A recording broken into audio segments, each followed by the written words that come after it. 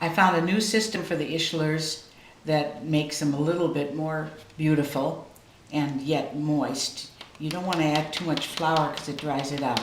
I roll it into a ball and then put a little flour on my finger and do it like this. See, and they're almost perfect in form. Look a lot better than the others where I was trying to do the circles.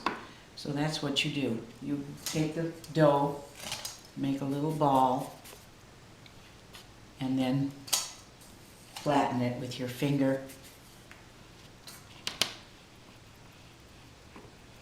There. See, and they're almost perfect. On these, I made the balls smaller and then smoothed it out with my index finger as I demonstrated, and these are more the right size. This is the Ischler preparation. Not much to it. It's just straightforward as far as putting everything into the Cuisinart. But the mixture depends. It can come out a little bit too sticky. And so, but I do that on purpose, and then I'll show you on the pan how it's done. Continue the last part of the Ischlers. I have heated the current jelly and made it liquid.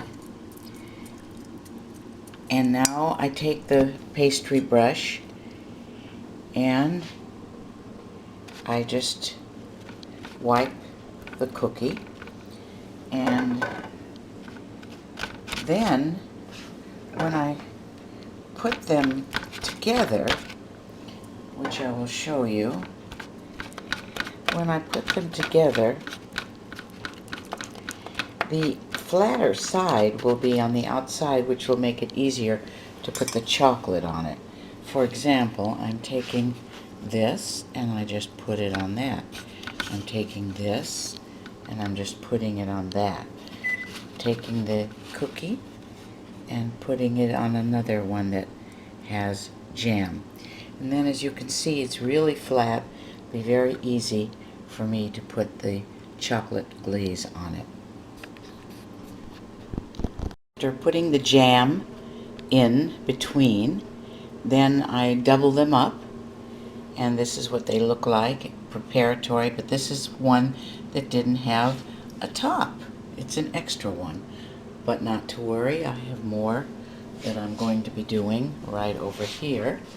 See, they're just still flat. Then I'm going to brush them with the melted currant jelly, and then we will put chocolate glaze, which is also melted chocolate prepared, onto the finished product, and I'll show you that later. Ischler came out a little bit too big. I mean, they're still going to be very good, but you want to get more for your money. And so they should be smaller circles, but I find that putting them in little round balls and then flattening them out with a finger is the best way, and you can make them small.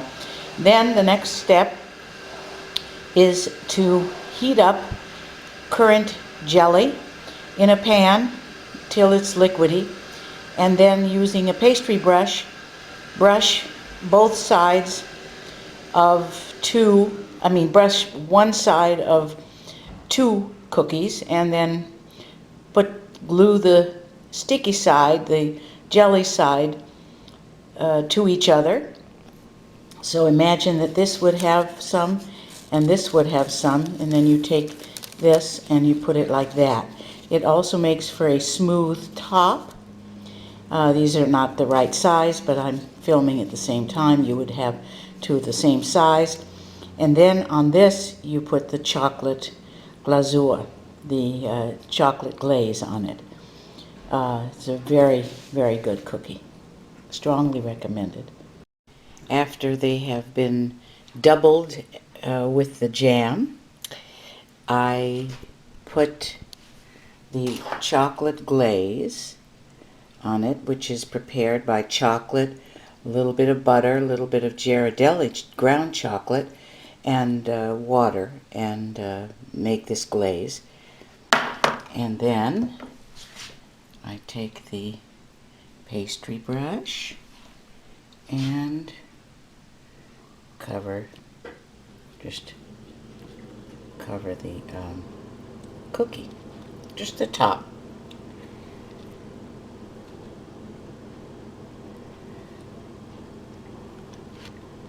Not both sides, just the top. It's dark chocolate. This is the mixture. It's it's a soft, sticky dough, but the Ischlers have to be flat because they're two cookies together. So you don't want it like a vanilla kipfel, which you would just shape like that. It's different dough. It has lemon, and the vanilla kipfel doesn't. But it's a similar dough. It's a little drier with the vanilla kipfels. I take some of the dough and I put it on a floured pan and put some of the flour on the top. You don't want it sticky. So you pat it on the top, and of course there's flour on the bottom. And you get it as thin as possible.